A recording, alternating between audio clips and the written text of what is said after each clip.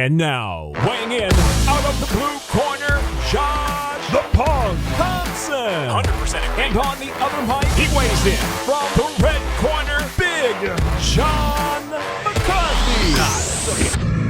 Ladies and gentlemen, boys and girls, yes, we are back. It is April 14th, Wednesday, and you are lucky enough to have a new edition of the Weighing In podcast. We've got Podcast Dave on the controls and the man, the myth, the legend. Yeah, I'm going to say it. Josh the Punk Thompson. He is there, and we're going to talk about some of the fights coming up. We've got Bellator on Friday the 16th, and then we have the UFC on the 17th, along with the Triller Show. Ben Askren taking on the poodle-haired kid, Jake Paul. What's up there, Josh? Poodle. Oh, also, guys, make sure when you guys click on that YouTube channel, hit the thumbs up, hit the little notification bell off to the corner. That'll share our videos to everyone else. We want to thank you guys. We were trying to do this in the beginning of the show because we've had a lot of comments in that comment section because you guys know I read all that garbage. I love it. I love it. I love when you guys are in there just bashing me. It makes me feel so good because we keep that comment section positive. Remember, at the end of that bash, when you guys bash me, just hit hashtag and still, baby. And that's all that matters. That's all I care about. As long as you guys are hitting the hashtag and still, I love it. Yeah, hit that thumbs up, though. Share our videos, post our videos. We will retweet them, reshare them, whatever it is. And we thank you guys for just even listening to us. I know that 98% of you guys are here for Big John, but it's okay. I'm okay with that. No. I love it. I love the combination, baby. I love the comments. I'm glad they've kind of been keeping it positive down in there. The first couple comments are always super positive. Glad you guys drop on Sunday. You guys are awesome. You guys are amazing. I love all the tweets on social media too. The Ann's still giving Ariel and DC a hard time. I love it. It's just bad that Ariel and DC just can't admit it to themselves yet. I don't even know if they're second best. They might be third. I mean, everyone keeps telling me believe him, you or whatever it is pretty good too. The one with Bisping. I don't even know what it's called, but it's that guy. Okay. All right. Well, I love it. Let's get right into this. We're going to talk Bellator's card, which I think this card is going to be, it's pretty good. And look, John and I, we work for them. So let's just full disclosure, but this card is set to have some bomb ass fights. And I mean, from the beginning of the prelims, so on. For those of you guys don't recall, there's Mads Burnell, who's fought in the UFC, and there's also Saul Rogers. They are fighting each other. Saul Rogers was the winner, I believe, of the Ultimate Fighter, or He was? Well, he didn't win the Ultimate Fighter because he went to the finals. He beat Ryan Hall and everybody that he fought to get there, and then he had visa problems, so they put Ryan Hall in his place to fight Artem Lobov, and Ryan Hall wins. And Sal Rogers was sitting there with his hands out getting nothing. He got screwed. Yeah, he got screwed. Yeah, I do recall he had some visa problems even after we signed him. Good thing we kept going to the UK, so he was able to fight. But he had some visa problems even after we signed him. Yep. They got it all sorted out. And so him and Mads Burnell should be a great fight. Mads Burnell is nasty good on the ground. He's got probably one of the best Japanese neckties in the game. He's caught me with it. Jeez, I shouldn't. Public, but I'm saying it anyways because I am older, so it doesn't really matter anymore. My ego, I just brush it off. Anyways, but no, rolling, man, don't matter. Phenomenal jiu-jitsu. Really good on that Japanese necktie. And he goes right from there too to a nice little darce that he likes to set up. But it's good stuff because I like to hit that half guard game to get up. Or at least get the sweep, and he was baiting me every time. I was able to get out the first 2 or 3 times, and then towards the end, he finally just suckered me into it. Getting your neck all twisted, now you're going to have a neck like me. It's all going to have surgery. Don't do it. Of course. I think I already do. It's denying the inevitable for the neck surgery. That's the fight that starts the card off, so I'm pumped for that fight. That should be a really good fight. That's a good fight on there. Can you blow that up for me, buddy?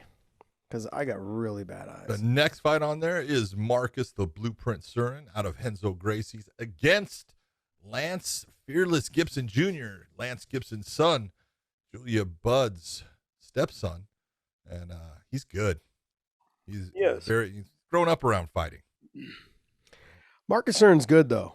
He is good. He's got good wrestling. He's got great ground game. He's long. He's effective on his feet, so it's a good test. We'll see what happens. I wonder if he's a lot more experience. Trying to get Lance Gibson down, though. If I was him, I would. I don't know if he can. I don't don't know if he can either. That's the If he whole can get him question. down early, I think he'll have some success. If he can't get him down early, it's going to be a rough night. Yeah. Lance Gibson is a little bit like his father was, very explosive, very fast. I don't know if he got. He's more explosive than his father was. Yeah, but I'm saying I don't know if he has the heavy hands like his dad did. His dad has That he might not have the same. Yeah. The fight that I'm really excited about, which actually I was excited about it before because we had Daniel Weichel fighting Pedro Cavallo, but that fight fell through because I believe Daniel had either some visa problems. So then they brought in J.J. Wilson, the Mowry kid. He really good on the ground. Long, lanky, just fast, explosive. He gets in your grill. He's not afraid to get after it. Had a great win over Taiwan Claxton and was able to, keep Taiwan Claxton pressed to the fence and do some nasty, dirty boxing in there. Drop back down the legs, up and down, up and down. Did some good work. But he's phenomenal on the ground, but then so is Pedro Cavallo. So that fight itself to me is very exciting. I'm excited. Well, and then JJ's last fight was 20 seconds? It was a knockout. Oh, that's right. He starched that. Just Forgot starched it. about that. Oh yeah, because it was so fast. Goodbye. I forgot about that. I thought the Taiwan Claxton was his last fight. No, he had a fight in between there. Yep. Right. 20-second knockout, man. It was vicious. So Then you got Victor Nemkov fighting King Carl Albrechtsen. So you've got Victor is Vadim's brother. older brother. He was the light heavyweight champion at M1 for a long time. Oh, was he? Yeah. He's good. He's a good fighter. He's tough. 30-7. He's got a lot of fights. Yeah, he's been around a while. They don't look old though. No, He doesn't look. You're right. Doesn't look really. Doesn't look old. They got some good genes. Yeah. Then we have after that one we have the rematch. This one ended in a horrible fashion. It was Ray Daniels against Peter Stinona, and both really kickback boxing backgrounds, and they're going to be in a cage with small gloves, so it's kind of fun. But 2 fucking shots to the pills by Ray Daniels. That was the end of it for Peter Stinona. I didn't blame him. He got hit hard. So Yeah, it was.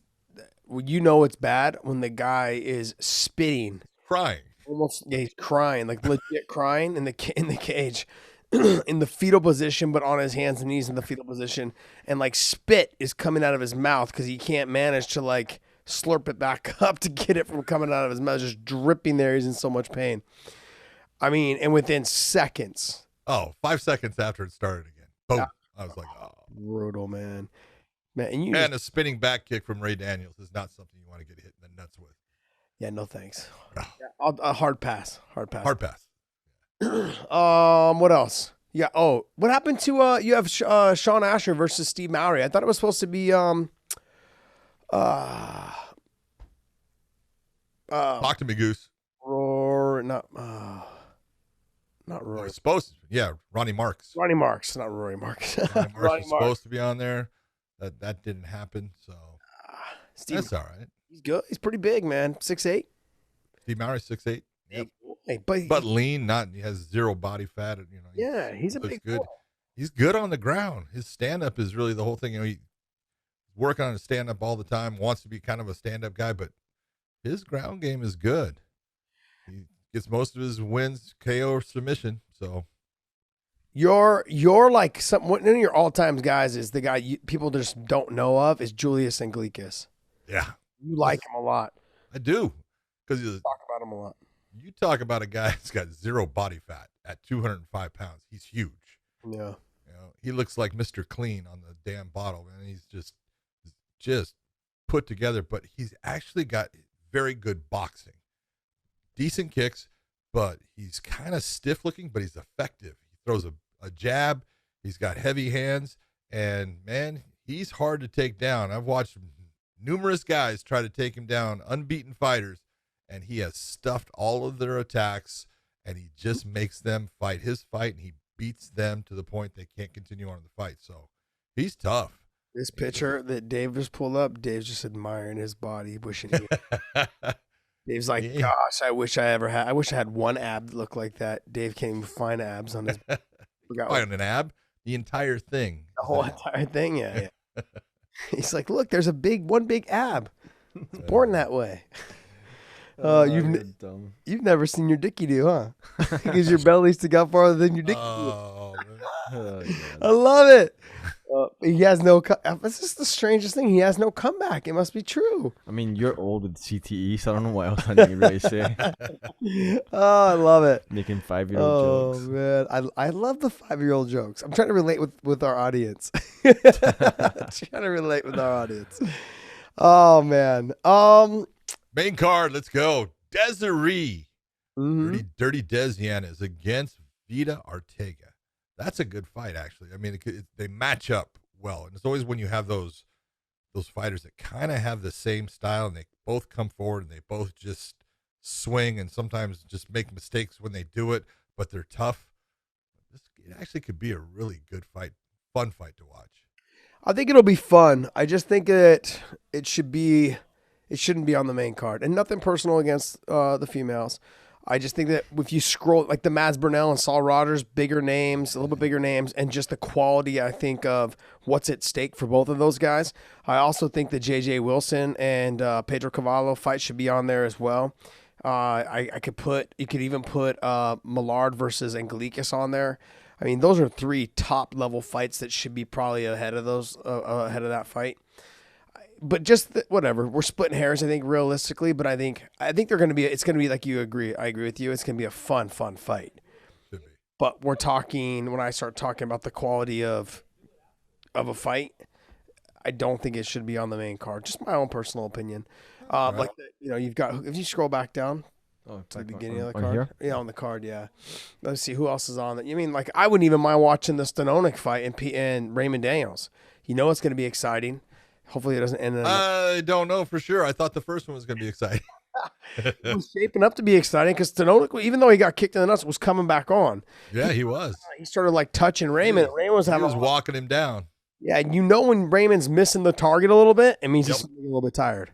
Yep. You know, because he's been doing this forever. I mean, but to me, that J.J. Wilson fight needs to be in there. The Mads Burnell fight needs to be in there. The Mads Burnell versus Rogers fight. Yeah, That is definitely. I can't believe it's the first fight of the night. that's crazy. Can't believe it. Yeah, that's crazy. I think if you guys are a fan of just MMA in general, you guys need to tune into that fight right off the bat. You know, you could end up seeing 2 guys having to stand because Saul may not want to take him down because of the submission threat. But Saul's done that to everyone. Yep. That's just, He'll take down anybody. Sal should not change what he does. Yeah, because if you look at Saul beat who'd you just say? Ryan Hall Ryan Hall. took him down and beat him up. And Ryan Hall's a better grappler than Mads Burnell. Yeah. You know, so when you're More talking, dynamic. yeah, what he'll do. So, yeah, I don't know, man. I think it's a. There's some fights. Let's get into Sabah Hamasi versus Paul Semtex Daly. This has been they have tried to book this thing how many times now? 3 times? I think 3 times. Is this the 3rd one? No, I think this is number 4 to be honest. This is number 4. Jesus 4. Christ. This is that Khabib Tony Ferguson shit. Ugh. Oh man, I don't know. I think we're gonna get here. We'll see what happens. Well, the best part of that fight, if you're actually going to look at it, look at the weight.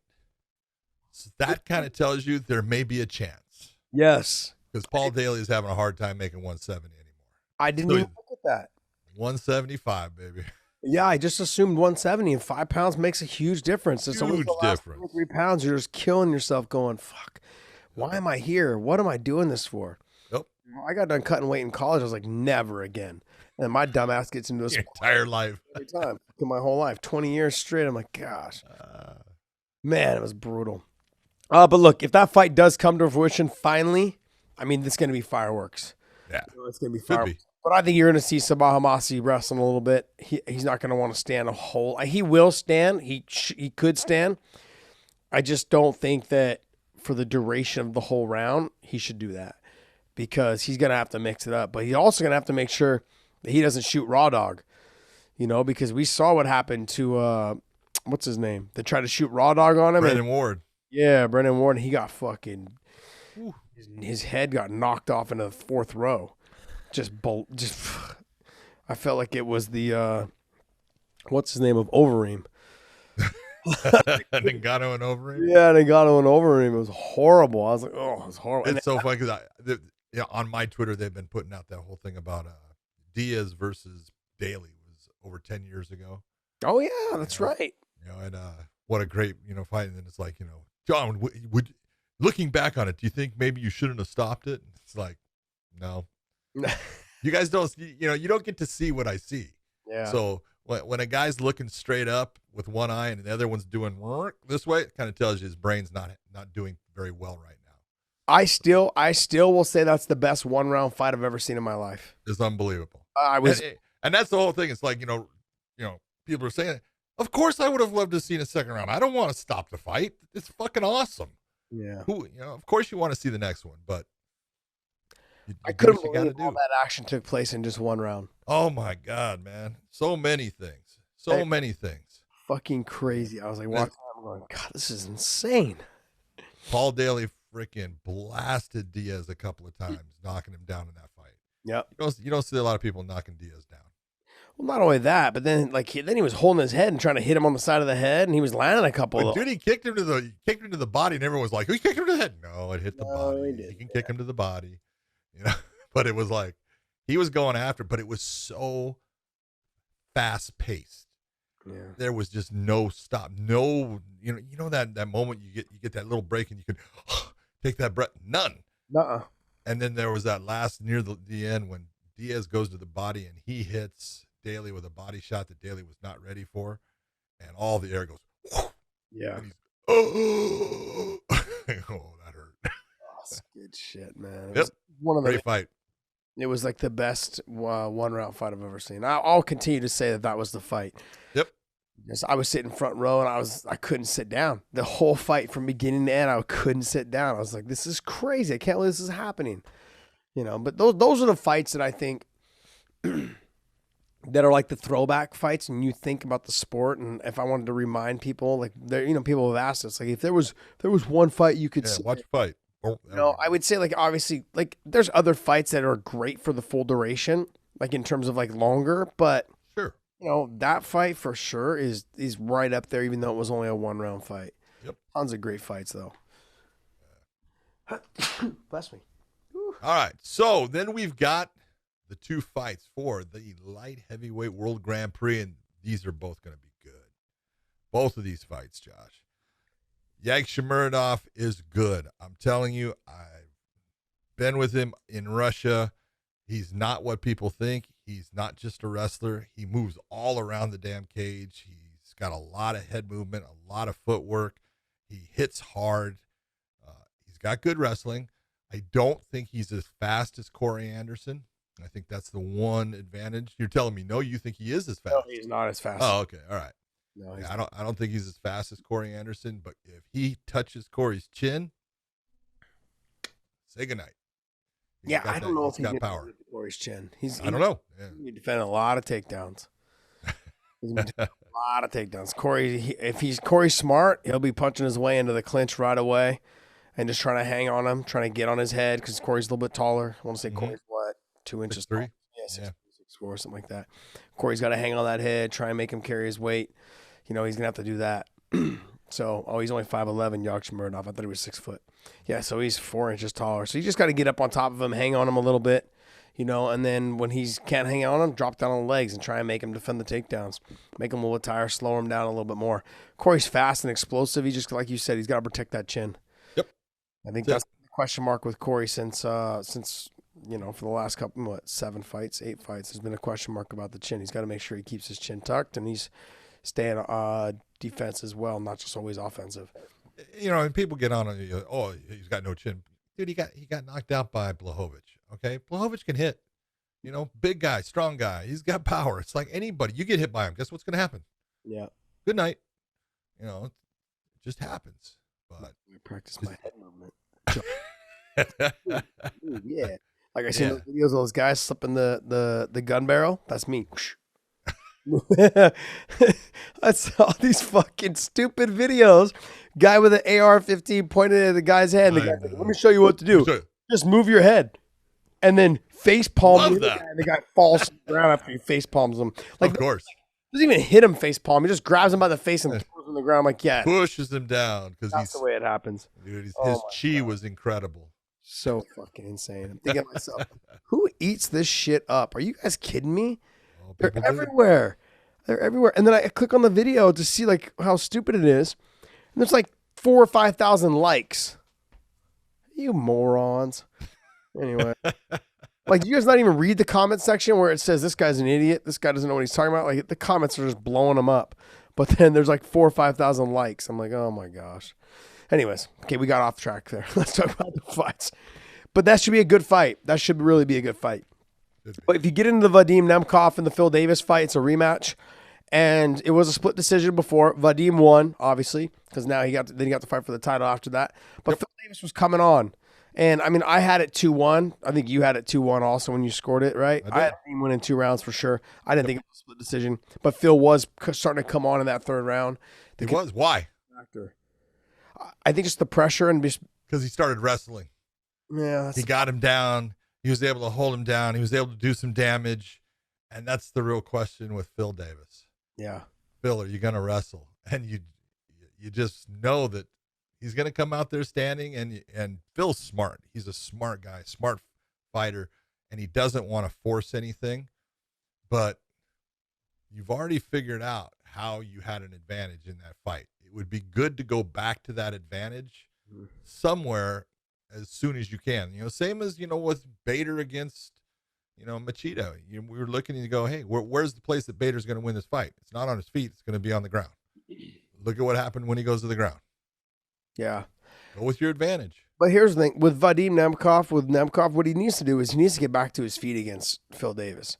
He can't afford, like what he did with Ryan Bader, it worked against Ryan Bader because Ryan Bader almost seemed like he was intimidated by the way he shifted his hips. Nemkov shifted his hips so much and was trying to mount an offense. Remember, he backed out of the guard. It was like he should have stayed on top and made him work from there. Nemkov needs to make sure he doesn't fall into that Kevin Holland position where he just is comfortable on his back losing rounds. If he does that, like against Phil Davis, Phil's good. He's really good on top. He's really good. Grappled with Phil a bunch of times. Phenomenal wrist control. He's got fucking huge hands.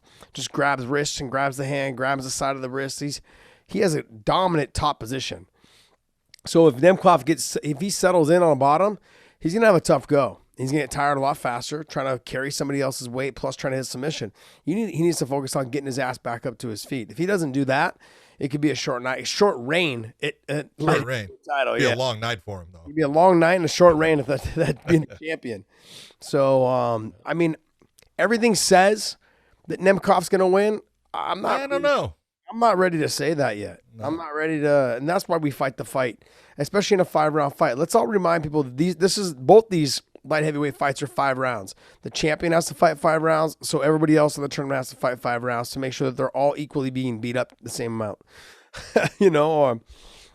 And so that's supposed to happen. So we will see. Corey Anderson and Yagshimuradov, I would say you're going to get at least probably 3 rounds out of it. I would say.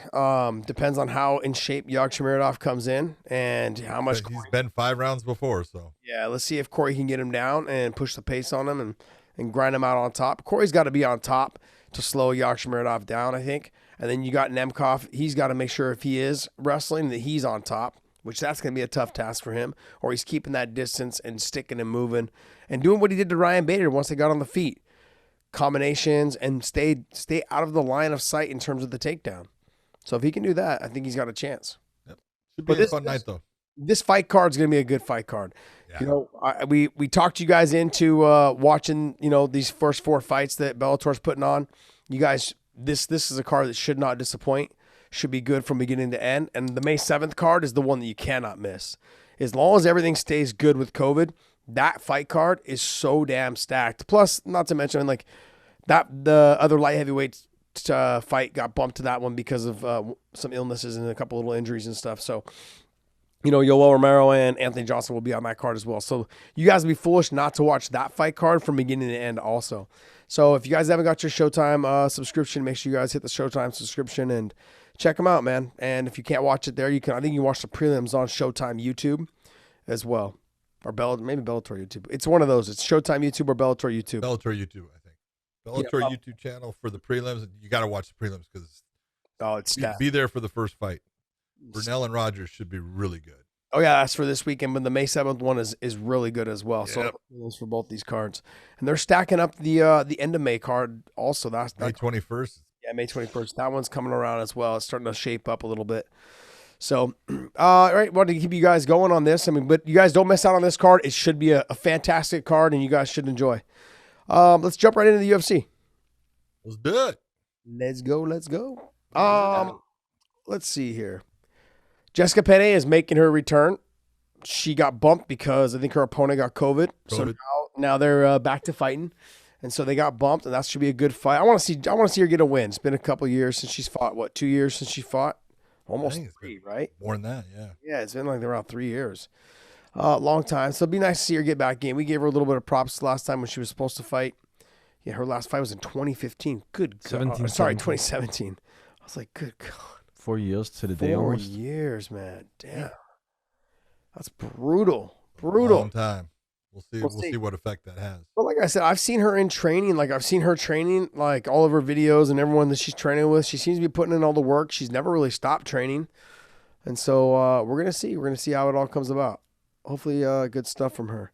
You know who I really like? I like watching Tracy Cortez. Yeah. Tracy Cortez, good. I tried to get Bellator to sign her like back when she was just getting going. And they passed the ball on it. I'm like, man, I don't know, man. But I mean, she's in a good spot now, and wish her all the best of luck. Yeah. That's a fight she should win. I like Justine Kish. She's a good fighter. Tracy's just a little bit better everywhere. Podcast Dave over here pulling up all the back behind the scene photos of her. Creepy podcast, Dave. It's not creepy when it's on Instagram. Creepy. Oh man. What other fights are here? The Luis Pena, man. Ross the boss. I mean, he's gonna be coming back.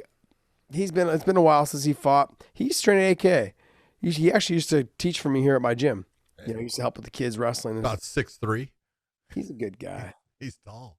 He's fun, man. He's a funny guy. He's a great guy. It's just fun to be. Violent Bob Ross. Come on, I love that as a nickname. I can't believe he made 6'3". I can't believe he makes 55. Yeah, can I? Insane. So crazy.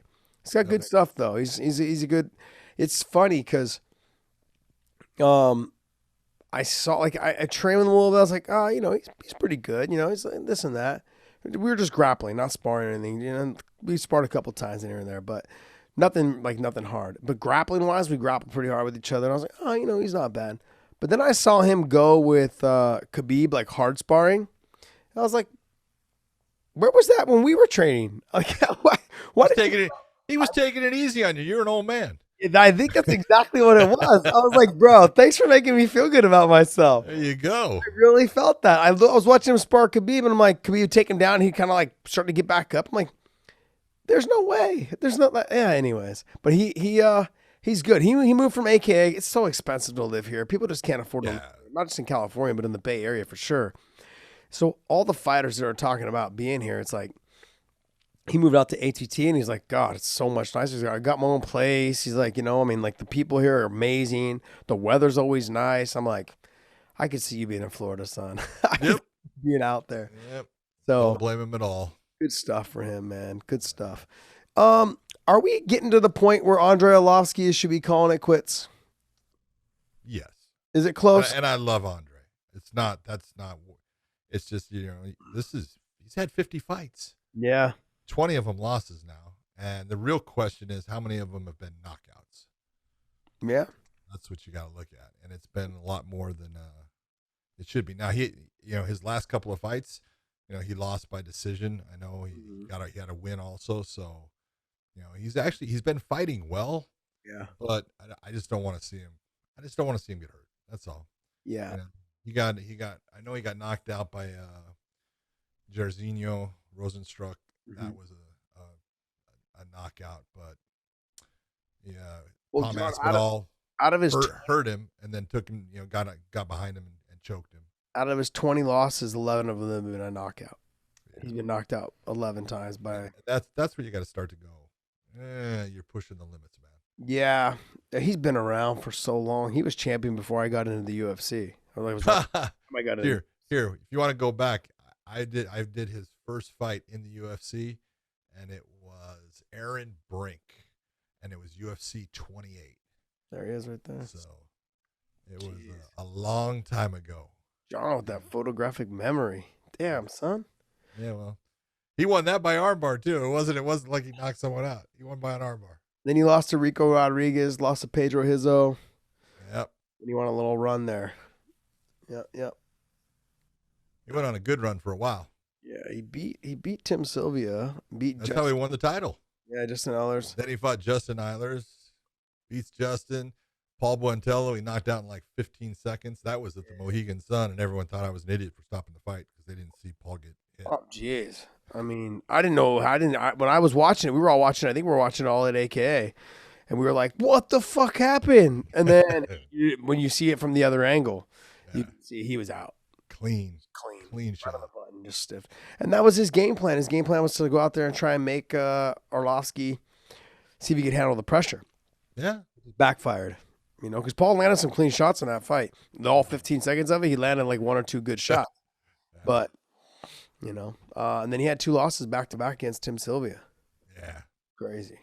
Nuts, man. Yeah, if you think about that first one in UFC 59, he hurt Tim, had Tim down, and was going after him, and Tim made it back to his feet and threw a shot, and bink, there goes Arlovsky. So, and everyone's like, "Oh shit!" Like, couldn't believe it. And fought again, yeah. Yeah, I mean, he rattled off a bunch of wins after that. Yeah, he's been around for a long time. He came and trained at AKA for months. He was there, I think, when there was DC, Kane, Mike Kyle. Who else was there, man? There was a couple other heavyweights. Bobby Southwood was kind of training with the heavyweights at the time also. Yeah, they had all those guys there training. You remember his fight against Fedor? Oh, in Affliction? Yeah. Yeah, where he was winning the fight and he was doing good. He was pushing Fedor back. He was landing clean shots and decided, I'm going to do a flying knee. That was a bad move. It was like, he's up in the air, and Fedor throws a right hand, and man, that just hit him and turned him around. He was out in the air. Yeah, and I remember they showed a close-up of his face, like he was face down, ass up, and his eyes were like kind of gone. He was out. Yeah, crazy. But he was landing some clean shots against Fedor. He was landing a lot of clean shots. Yeah, he was doing well. Yeah, he had Fedor confused as far as the range, and then all of a sudden, blink. Damn. One of those ones, everything's going your way until one shot. That's heavyweights. Man, that was crazy. Yeah. Did you ref that one? Yep. But then you did some announcing for Affliction though, right? The next show? No, the first one. First one. Gotcha. I was sold like a piece of meat. Oh man. All right, well, let's get into that. The next fight, Jeremy Stephens and Drakkar Klose. Drakkar Klose. Look, let's just look at it. That is a slugger's ball, because Drakkar Klose just likes to come forward and sling leather. Well, guess what Jeremy Stephens likes to do too. So, Drakkar is Drakkar's more of a boxing stance type of fighter. He doesn't throw kicks quite as much, but Jeremy is kind of turned himself. He doesn't throw that many kicks anymore either. Mm-hmm. He's going more, but they both have heavy power. If there's one thing you can say about Jeremy Stephens, Jeremy puts people out. Yes, he doesn't get TKOs. He gets KOs. And so this might be one of the heaviest strikers there. Klose has been in with. He got knocked out. He had a great fight with Beneil Dariush, but this is Jeremy going back up to lightweight. He's not at featherweight anymore. Yeah, I think it's too much of a weight cut for him. I think it's good for him. I think it's good he's going back up to 155. I think he's going to feel good. And I think you talk about, hey, this is just a fun fight. That's a fun fight. Someone's going to go to sleep. When the Strikeforce got bought by the UFC and we went over there, I can't remember what card we were on together. It might have been I think it was the Bobby Green fight. And we were cutting weight. I'm like, how in the fuck are you getting to this weight? Like but I went there. I would go there. I went there on to the 24-hour fitness on, I want to say on Tuesday. He was already in the sauna. I just went there to check in, and he was already in the sauna on Tuesday. I'm like, how much more you got to do? And he's like, oh, I got like 28 or something like that. I was like, Oh, God. Like on Tuesday, I mean, like getting me weight on Friday. I was like, you're fucking. He's like, I'm doing like 4 or 5 a night. I'm like, absolutely not. But that's what Khabib and those guys do. Islam and Khabib, they break it down. Like they try to diet themselves down like up until the week of. And then they start Epsom salt bath like fucking Sunday, Monday, Tuesday, Wednesday, all the way until they get to the fight. They do a couple pounds every night. And I'm like, God, no. Fuck, it's brutal. It's brutal. I also think a lot of what they do, I think a lot of like Ramadan and stuff helps them prepare for the fact they got to starve themselves because they don't eat all day. Yeah, not only do they not eat, they don't drink. Yeah, no, I think water. They can drink during the day, right? No. I thought they were allowed to drink. No. All they were allowed to have was just drinking During light or daylight hours. Yeah. No drinking, no eating. When the sun goes down, you can drink and eat. You know what's crazy is when they have Ramadan like in June or July. And like the days, That's horrible. Days are like 6 a.m. till 9 at night. Oh, that's horrible. I was like, gosh, there's just no way. No, absolutely not. I'm like, oh. I'll do Ramadan wintertime in Alaska. Right. It's just, I mean, like, hey, I give a lot. I tip my hat to them, man. That's a lot of dedication. I feel like something sun about comes up at about 11 and it's down at about 1:30. I think I can make it. I tip my hat to them because there's a lot of dedication to it. But I think it also helps prepare them mentally for whatever it is comes their way, because there's a lot of mental fortitude that goes through with that. Like you've got to be mentally strong to make sure you can get through that, because especially if you're training. Yeah. Well, majority of them don't really train. Like during Ramadan time, I know some of them have, but majority of them don't. Like especially when they get to that upper level, they're not trying to. They just know injuries can happen that way. But there's something to be said about fasting and cleansing your body for that duration. Yeah. Bilal Muhammad had a fight during the middle of Ramadan, won the fight, and I was like, man, my hat's off to you, dude. Yeah. Well, because after dark, they can eat and drink. Yes. But they can't during the time when it's light. So it's just you're flipping your schedule around. But there's something to be said about cleansing your body that way. So then your body actually absorbs more of the nutrients from the food. So, the science behind it, I don't know. I've listened to a couple of like. Kind of like intermittent fasting. Yeah, but just for a longer duration. You're fasting for fucking 12, 14 hours. God. Yeah, I do that all the time.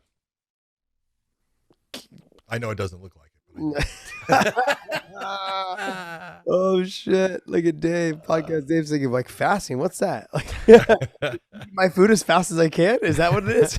Good. That's all I get. Oh jeez. Anyways, but yeah, that's so you have Jeremy Stevens, should be a knockdown drag out fight. That should be a good fight. That's a really good fight. And then of course the main event. You and I talked a little bit on the phone today about this fight. Yeah. And I think the winner of this should fight Vettori to see who fights for the title next. That's my take on it. Well, Gastelum is kind of a teammate of Vettori, if you think about it, because they're both out of King's MMA. Yeah.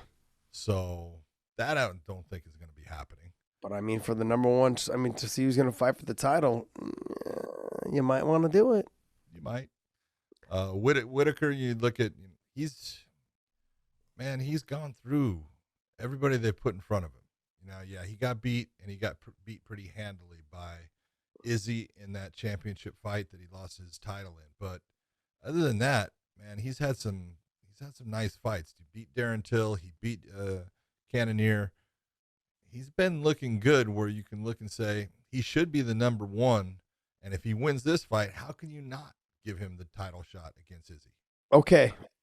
I can see where you're at. And I've got some flack for people from Australia saying, man, you got to give Whitaker some love. Yeah. And look, and I'm not giving him love. I think the guy's fantastic. I love him. I'm not here to argue the fact that he is fantastic, like you were just saying, and he is definitely the number one contender. There's no doubt about that. I'm not arguing those points at all. What I'm saying is that when you have a number 8 guy, I think is what Gastelum is, and he's fighting Whitaker. Gastelum gave Izzy a better fight than Whitaker did. Okay, true. Comparing styles of matchups, the UFC is not ready to put that matchup back together because they already know that the outcome wasn't good in the beginning, and it wasn't a very good performance by Whitaker either. And so it's hard to sell that. I'm only talking business point. It's hard to sell that to the public again. He finished him so easily in the first fight. Whereas Easier to sell the Gastelum fight. Yeah, and the Vettori fight. Either one is easier to sell than it is to sell the Whitaker fight. That's the problem. That it has nothing to do with no love for Whitaker. It just has to do with when you look at how he fought against Izzy, it wasn't close. You know what I mean?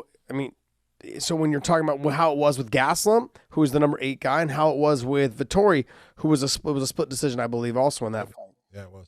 And that was a long time ago, and Izzy's gotten a lot better since then, but so has Vettori.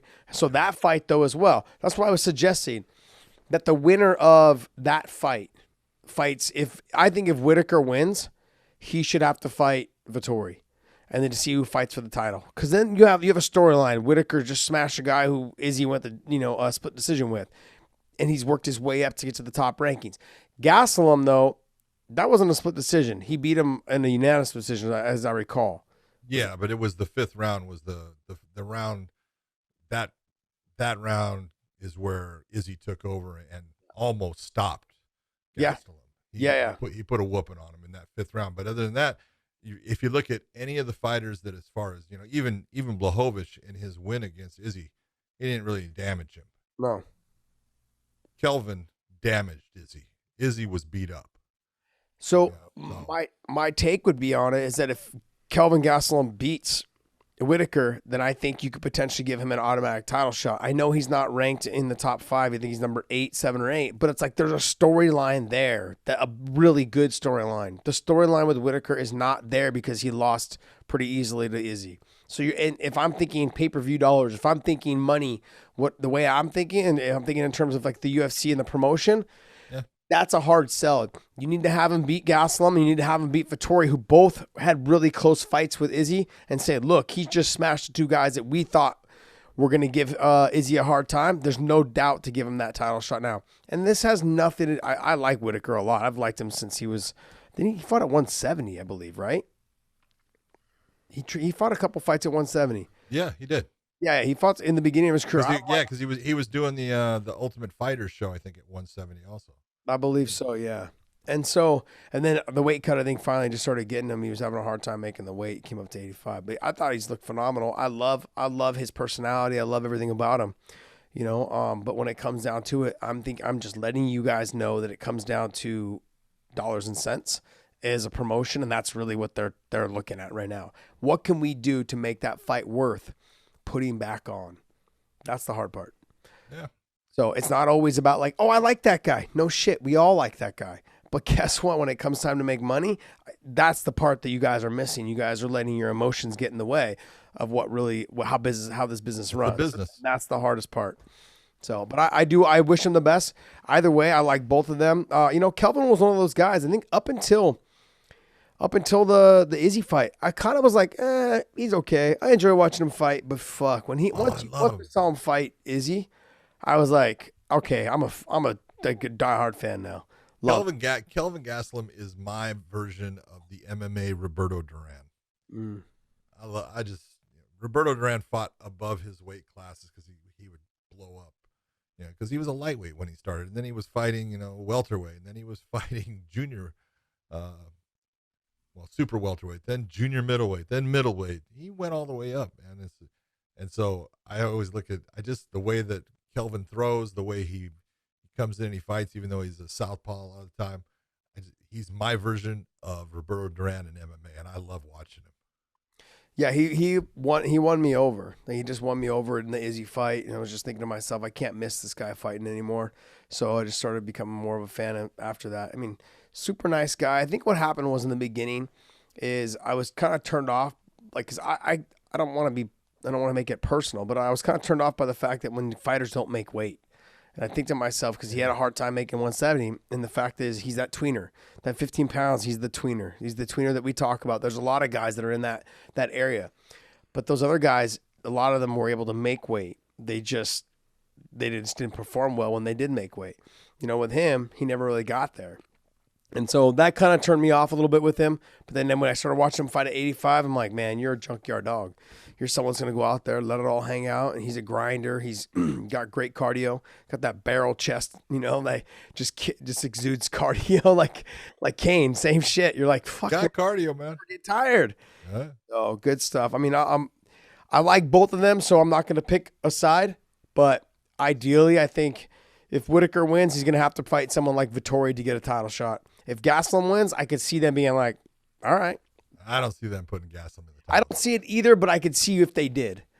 Because it was such a great fight, the first one. I could see them saying like, hey, marketability-wise, we could say it was a knockdown drag. All the highlights from that fight, I mean, that's a 4-minute long or 5-minute long highlight reel they could just clip together and be like, hey, this is why we're putting this fight back on.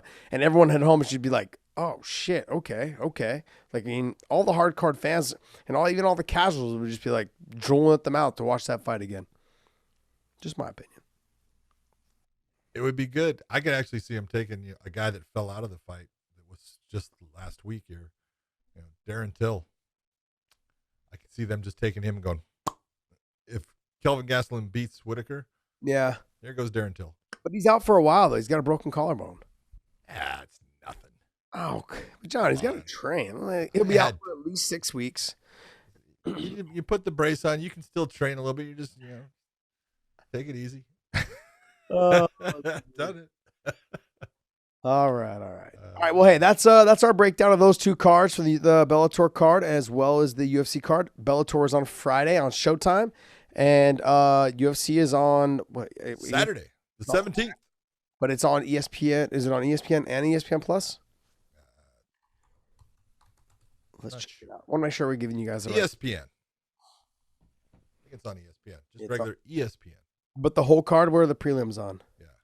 It's on both. Oh, it's Plus on and both? Regular. So ESPN for the prelims and then ESPN Plus for the main card. No, they're both on both. Oh, they're both on right both? here. Okay. ESPN and Plus. So, yep. Okay.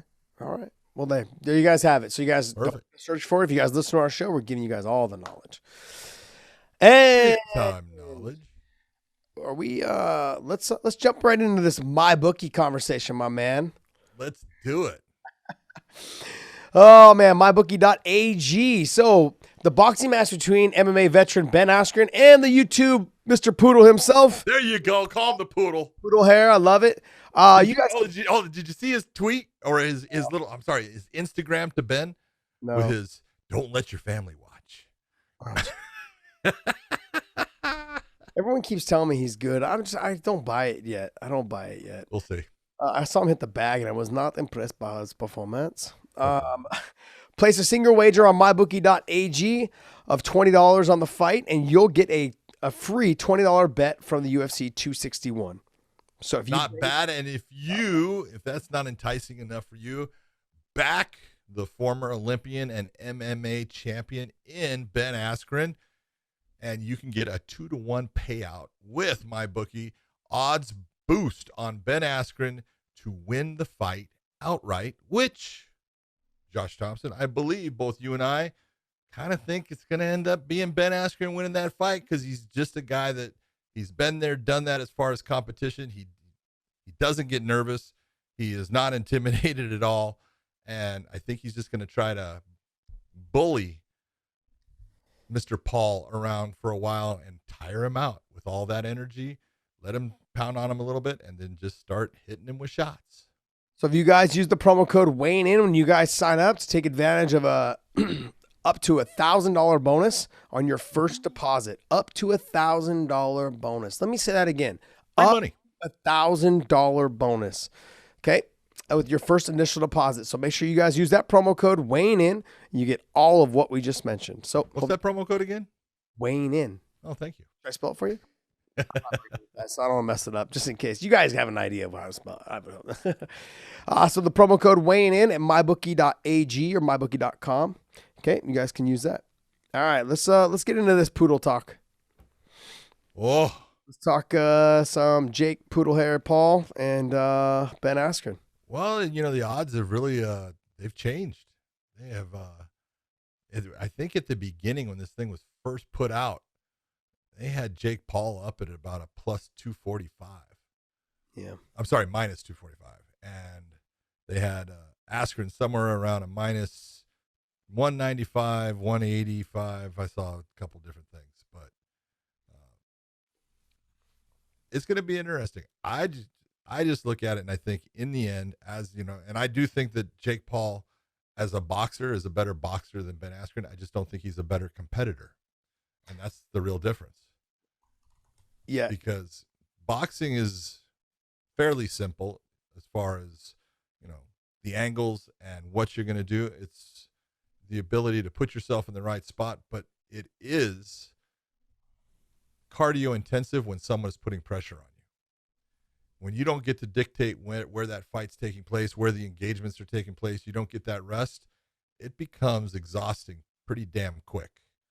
And since I've watched Jake Paul's fights and I've seen him against the YouTuber, I can't even say the guy's name, and then I watched him against the basketball player, Nate Robinson, he hasn't had that. He hasn't had that down and dirty fight yet. So this should be interesting because I think Ben's going to try to push him around. I think Ben's going to be just going to start walking towards him. And, you know, obviously anybody can be put out, but I'm going to go with Jake. Yeah. I'm Go with Ben. I'm going with Ben. And like I said, I think what he's going to do, he's just going to walk him down with his hands up. Ben might try to slip a punch here and there, you know, but he's just going to try to get in his grill. He's going to try to get head to head with him, and he's going to try to make him fight in a phone booth. And when you got somebody with almost no experience, Jake Paul, okay, and Ben Askren with all the experience in the higher level of competition, all Ben's got to do is put pressure on him and just start touching him. And the one thing that makes Ben really good is people don't understand how relaxed he is. Yep. Everything he does, he's extremely relaxed. And he's extremely intelligent. Yeah, and he can just walk things off. So even if he did lose, you guys saw how he handled the Masvidal situation. He handled it with class, and he just kind of handled it like, you know, no big deal, whatever, no sweat off his back. You know, he got paid. That's his thing, and it's like he's gonna get paid on this one. So there's no pressure for him. He doesn't carry that pressure like most people do. He's I'm gonna go in there. I'm gonna walk him down. I'm gonna cover. I'm gonna try to block the big shots. Maybe slip one or two.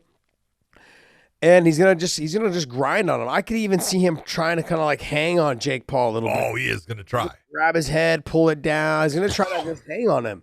That's what a referee's gonna be breaking him apart. So, but still, every time he breaks him apart, I could see Ben just jumping right back into that phone booth and trying to make Jake Paul fight from moving backwards is going to be a really tough situation. Extremely tough. And so when you have a guy who is using distance, speed, and power and using his athleticism to do things, and now you make him fight in a phone booth, totally different. Yeah, it's going to be different. He's going to be thinking he's getting bullied around. He's not going to understand that pressure. I think, like you said, Ben's going to have to suffer. He's going to have to suffer the first 2 rounds of just taking shots and moving, and hopefully he doesn't get hit with something big. But if he can get past those 2 rounds, I think he'll have a good go for the next couple, 4 or 5 more rounds? Well, I think it's an 8-round fight. So 8-round fights. And they're 3-minute rounds. People need to understand how hard it is to spar and to move around and to make the level of intensity go up when it's the real fight for 3 minutes. It doesn't seem like a lot, but it is. It really is. And I've been in some of the best shape of my life and sparred with like some of the top boxers, Robert Guerrero. And I got to tell you, 3 minutes in the ring with him, fucking brutal, just brutal. And it all like just touching you, moving you. And it's just like, man, the pressure they put on. Most MMA athletes and most MMA fighters or people that haven't boxed at that level, it's hard for them to understand the pressure until they're in there. It is. It's easy to talk about if you've done it, but to make someone understand what it is, it's totally different. It's tough. And my real question is, does Ben have the skill set? Because a good boxer has the ability to come, if they're that guy that's going to come in and fight in that phone booth, stick a foot in the tire, and they're going to stay there right in the middle of the chest. They're so good at it that you feel like, I can't breathe. I can't get space. I can't get space to throw my own shots, and that's, if Ben can do that to Jake Paul, he's gonna wear him down, and then he's gonna light him up, because when you're tired, bad things happen in the ring. Yeah, if Ben does that, Jake's going to have to be able to cut angles. If he can't cut angles, it's going to be a really fucking long night for him. I don't think he's good enough to continuously cut angles. I don't think he's had enough experience to continuously cut angles, because you'll see guys that are actually good amateur fighters, when they start to get tired, they're in that fight that all of a sudden that they've thrown a lot and then things haven't gone their way, and they're starting to do. You watch them all of a sudden they're backing straight up and they're doing things that you go. It takes a while to get that ingrained in you. Oh yeah. So I'm watching this with Nate Robinson. Oh yeah. Every second I'm watching this, I'm thinking Ben's gonna win this fight. Lucky. You're going to see a boxer. You're going to a basketball player with just the fact that Jake bends down at the waist the way he does right there. He's like, dude. I mean, he's got to be careful. He leads with his head. When he misses shots, he leads with his head. So he's got to be careful. Like that, like you said, he bends down. Yep. He likes to lead with that left hook also. He likes to lead with that. All right. Well, where's that at? That's on, what is it, Triller? That's the pay-per-view? That's a pay-per-view. You got to pay $49.95. Yeah. For that really have to. You can get the live stream. We'll send that live stream out information to you. Also, Frank Mir is fighting in that, and that's not a good fight at all for Frank. Yeah. Hey. Frank is fighting an actual real boxer, and Frank is going to figure out why he fought MMA. Yeah. Frank, there's no submissions in this. What are you doing, buddy? Oh my God. Yeah. Not the best matchup. Money does strange things to us. Yes, it does. I mean, I wish him the very best. I want him to win. I love Frank. Frank's one of my boys, but it's just not a good matchup for him. Cunningham is a real fighter, real boxer, and Frank he's out of his league in a boxing match with that guy. All right, John, well, let's jump into some news. What do you got for their podcast, Dave?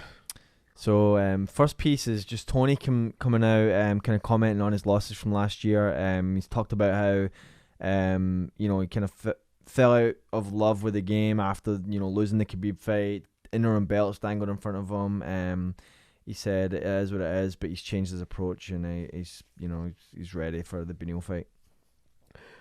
Yeah, John, I can speak from experience. Like, you're riding high, you're the interim champion. Like, I was never the interim champion, but I'm saying, like, you think you're getting the title shot, and that was twice. I thought I was getting a title shot in the UFC, and there's been multiple times, like in Strikeforce, and thinking you were going to get a title shot, and then there was one more fight, one more, whatever it was. And with the Benson fight, I lost that fight. I was supposed to get a title shot before that, didn't come to fruition. Took the Benson fight, lost that fight. It's all the work that he's done leading up to that. And then once you lose your fight, you see it all come crashing down. And then it's just a mindset of just, you've got to refocus and try to get it going again. But it's hard, especially at the age that he's at. That's the hardest part. You're like, I spent 5-6 years building myself to this point, and now at one loss, and it sets you back another 2 years. Yep. And so I'm glad that he's able to, he stepped away from whatever it is he was doing. He was headed down to a wild card. He's training a little bit here and there, but it's like, he has a different mindset. Like he said, I haven't really even sparred yet. I think that was also good for him. He knows how to fight. He doesn't need to spar more. He already knows how to fight. He knows everything he needs to do. He just needs to train a little bit smarter, I think, and make some changes here and there. I think people think that I have some ill will to him. I really like Tony. I like him a lot. And I love his tenacity in the cage. I felt that tenacity in the cage. It's nasty, but he's a really good guy. I have nothing bad to say about him. Everything about him, I think he's a true warrior, and I love watching him fight. If he's on the pay-per-view, I'm buying it because he's on there. I like the guy a lot. I had to give that reality check, not to him, but to everybody. Like, if you guys are watching, I could see the UFC doing him dirty because he is getting older, and that's kind of what they do to older fighters. They try to, they're paying him a lot, and they try to get him out of there. I'm glad that he took some time off, and I'm excited to see him fight again. It's a tough fight against Dariush, but I think it's going to be a great fight, though. It's a good fight for him, though, I think. Yeah. If you're looking at it, you go, as he matches up, Dariush does certain things very well. Tony matches him very well in those areas. So it's exactly what you're saying. It's tough. When you're riding high and things are going good and you just keep on putting win after win after win, in line, and then all of a sudden it gets derailed, and then you gotta figure out, okay, what happened. And I'm not sure that he really did the right thing off of that first loss to Gaethje, and when he went in with Oliveira, showed some huge balls. That arm bar that he put up with, trust me, his arm was jacked. Yeah. Okay, that was not something that most people would have tapped out on that. Tony's absolutely nuts and won't. He's just a tough son of a bitch. He has no give up in him, and I think the fact that he's now taking a look at things and starting to train with a couple different people and reflecting on, well, how did I get here and what has gone wrong for me that has changed things up. That's exactly what you got to do. You got to learn from those losses. The one thing that a loss will do for you is give you the chance to look, all right, what went wrong, and reflect on it and pick it out, and then use that for your motivation in your next training camp to come back and say, okay, I'm not going to let that happen again. Yeah. Because you got to have a target. You got to have a goal. You got to have something that you're shooting for. And I think he kind of has that now. I think that this is a good spot for him. Like you said, get a little older, but he's slowing down a little bit. And that may be a big difference in his fighting, but he is still unpredictable when he's in the cage, what he does. His elbows that he throws are just sharp and clean. He fights super well on the inside. So I hope Tony has an incredible fight. I love Beneil. I love Tony. Both been at my gym when I had it and stuff, and Tony trained there and stuff. Both of them are great guys, but this is why you fight. I think I agree with you. Stylistically, it makes for a very good fight. They're both long, they're both lanky. They both fight a long distance kind of fight. They lunge in a little bit here and there with their strikes, and they leave themselves out of position, but they make it work for them. Yep. It's their style of fighting, and they're both phenomenal on the ground. They're both good on the feet. They're fun. They're both fun to watch. Yeah. So I can't help but think this is going to be fireworks. And I think it's great. What else you got for us there? Podcast, Dave. Next story is quite a convoluted one where. Go ahead, say that again. Convoluted. Yes, buddy. I know. Sorry, you don't get the big words. No, you got. Aren't you from the UK area? I thought you guys invented the fucking word English. You guys can't even speak it. The word English or the language? The language? Yeah, whatever. Let's go, buddy. It's hard to work with your Come brain on. sometimes. Let's go. So, speaking of UK, anyway, well, not quite, but Conor and Dustin are going back and forth on Twitter today. It started out where Dustin had come out and made comments about Conor not making a charity donation, and then Conor responds, gets heated, of course. Ali Abdulaziz interferes, and then Michael Chandler. Now, why would Ali actually interfere? What's going on there? Come on. So Dustin comes out and talks about Conor's prediction, because Conor thinks he's going to knock him out. And then Dustin comes out and says, that's a fun prediction. Conor, you also predicted a donation to my foundation, and you and your team stopped responding after the fight in January. See you soon. July 10th, paid in full.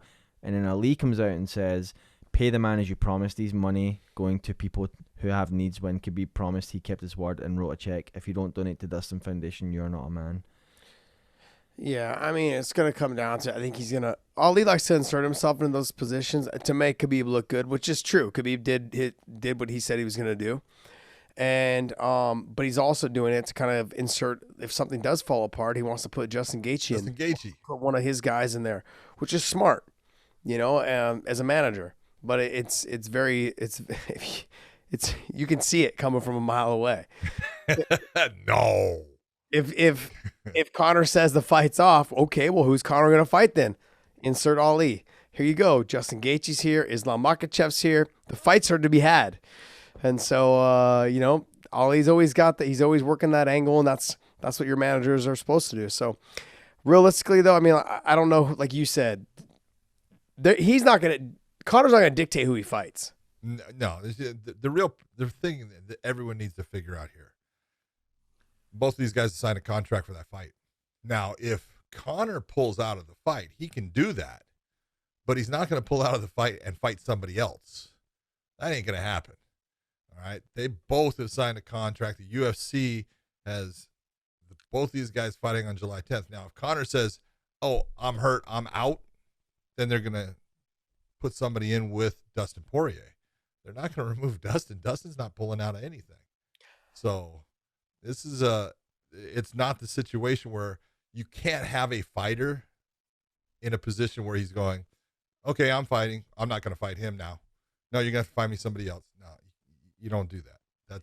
You're losing control of your business if you're the UFC, if you're allowing that to happen. They kind of lost control a couple of years ago when they were letting them dictate. Yeah. So and hold on, and they kind of learned from it. So yeah, I think that, like I said, Conor could pull out of the fight. I don't think Conor's pulling out of the fight. I think Conor is just being Conor and he's talking. And my honest opinion is I think he should pull out of the fight. And if he does pull out of the fight, Dustin will regret the fact that he didn't fight for the title. That's one. Two is Dustin doesn't need to fight anybody else. Dustin can just wait to see who wins the Oliveira and Chandler fight. And insert Dustin in it. And then insert Conor McGregor after Dustin, if Dustin does win the title or whoever he fights. You know what I mean? Like, Dustin can wait to see who wins that title shot. Then he can fight the winner. And then you can insert Conor to give him more time to learn how to check kicks. And then he can go fight the winner of that. He can jump the line. I'm just being honest. Like, as much as everyone wants to bash on him and do whatever, he can do that because that's what the UFC is going to do. They know that he's going to bring more pay-per-view eyes than any of the other fighters that are on that card, whether it's Oliveira, whether it's Chandler, whether it's Dustin. So, honestly, I mean, if Conor was smart, he would. I mean, I know he's coming off a loss. That's the only hard part he's going to have is fighting for that title. But I really believe, as much as people like Dana White will bend over backwards for that guy. He'll say, "Oh, what? You want to get a fight? Okay, you want to fight for the title?" They'll do it. They just know. They know that the fight was already supposed to happen. Now there were some problems. They'll pull. If he drops out, Dustin fights the winner of Chandler and Oliveira, and slide yourself in there with Conor McGregor, and he'll fight for the title. I'm not saying it's right. I'm just saying I look at it from a business point of view. John, you're smirking a little bit because you know I'm fucking telling the truth. John's like, yeah, baby. Yeah. Money talks. Money talks. John doesn't even know what to say. That's money talks, man. That's what it is, man. Yeah, I still, if you're the UFC, you cannot have, I don't care who it is, you can't have someone dictating, okay, I signed a contract to fight this guy. Oh, no, I'm mad at him because he put out a tweet about me not donating money that I said I would, and so I'm going to say, yep, you're out of the fight. We'll get me somebody new. Can't have it. Can't do it. No, you can't have it, but we've seen the UFC do things that they weren't supposed to. Hey, but you know what? They're honestly, they're handling this like this situation with and without Conor and now without Khabib. They're handling the situation pretty damn well. You know, I mean, considering like I would have never thought they were going to put Oliveira and Chandler together for the title because I thought they would just wait for Dustin and get done with the Conor situation and whoever the winner of that was going to fight one of those guys. But they jumped the line and they said, no, we'll make this for the title. And the winner of this will fight the winner of, I would imagine, Conor and Dustin, which made sense. It made sense for everything below them. Just sucks if you're Justin Gaethje too. Yeah, it does. It does, but he hasn't fought since the Khabib fight. I know. You know, so you got to get it going. I mean, if you're not an active fighter, and that kind of falls into the Tony situation, where Tony he jumped right back in, which was kind of a bad call. I'm glad that Justin's taking some time, but it's hard because everything you worked for. You finally got there and didn't go your way, and now you've got to build yourself back up. Confidence is key in this game. Confidence is key in all sports, but it's specifically fighting, whether it's boxing, MMA, kickboxing, whatever it is. His confidence, I don't know what it is. It's not what it was before that fight, though, I can tell you that. You know what I mean? And that goes for every fighter. Almost every fighter when they lose. I mean, except for maybe Ben Askren, who just lets it fly over his head. He doesn't even care. He just walks in every fight like, whatever, I'm just here to do my job and get out of here. Other fighters, there's an emotional attachment to the fact that we're riding high. We're winning fights. We're fighting for a title. You know, and so I want to know what he's going to look like after that. I know it's easier to shake off fights, you know, when he fought, you know, Dustin, I think the first, they only fought once, right? Him and Dustin? Dustin? Yeah. They only fought once, but like when him and Dustin fought, he lost to Dustin, and you know the Eddie fight. Like it's kind of like those were knockdown, drag out fights. Those are easier fights to kind of shake off. Like, hey, it just wasn't my night. He caught me, whatever it was, you know. But when you fight someone like Khabib, and there was not a moment in that fight he was in it. Maybe the first 2 minutes where he was chasing Khabib around, you know, or you know trying to defend off stuff. you know what it was. And so, but when you look back, Are you kidding? You know how many people said he won that first round? no, no, absolutely not. But yeah, but then you go and you watch that fight. If you're Justin, you're going, damn, like that was my moment, and I fought him, and it didn't go my way. And there wasn't a moment in there where, sure, there were some moments where you landed some shots, but there wasn't a moment in there where you were dominating the fight. And so you look back and you're like, damn, what do I got to do to get back to that level? You start questioning everything you're doing. He's got a lot going on, like in terms of he can be a smart fighter. We've seen that. We've also seen him not be a smart fighter, but he's got something that not every fighter is born with. That's just the grittiness to suck it up, take shots, and push. He's tough as hell.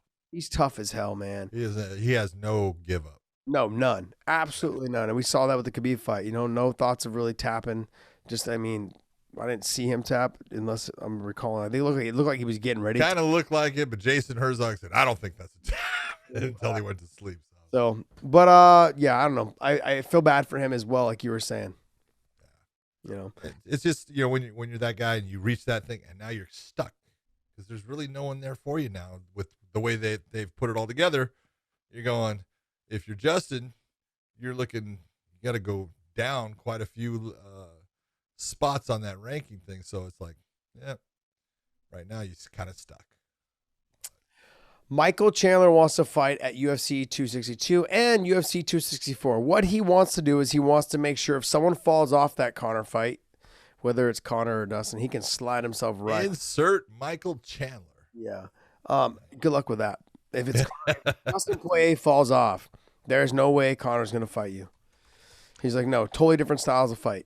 He's like, I'm not prepared for that. And there's no way I'm going to put it all on the line for that. It won't happen. So if it was Dustin, I could see Dustin doing it. I think Dustin I think he trains for everything. I think Conor's at a stage in his career where he's like, nope, I'm specifically focusing on this one guy, and that's what I'm going to do. And that style is so completely different. Oh, yeah. So completely different. But with Dustin's phenomenal all the way around. Good wrestling, good submissions, obviously southpaw. That makes for a good fight. So I can see him trying to slide in there. I mean, I think they'd have to make it worth Dustin's time, money. It's not gonna work. But I don't think he would do it either. Michael Chandler's got enough on his hands at 262. Yeah. Don't start thinking ahead of it. You do that or past it, you're making a mistake. Yep. How crazy would it be if Chandler got subbed? Ooh. Never been done. Charles is good, man, and he is good. Chandler give up his back because he thinks he hasn't been subbed. Yep. And you don't want Charles on your back. You do not. Yeah, and so we've seen guys like Brent Primus on Chandler's back. He does a great job of wrist control, and he spins out of it, gets right back in there.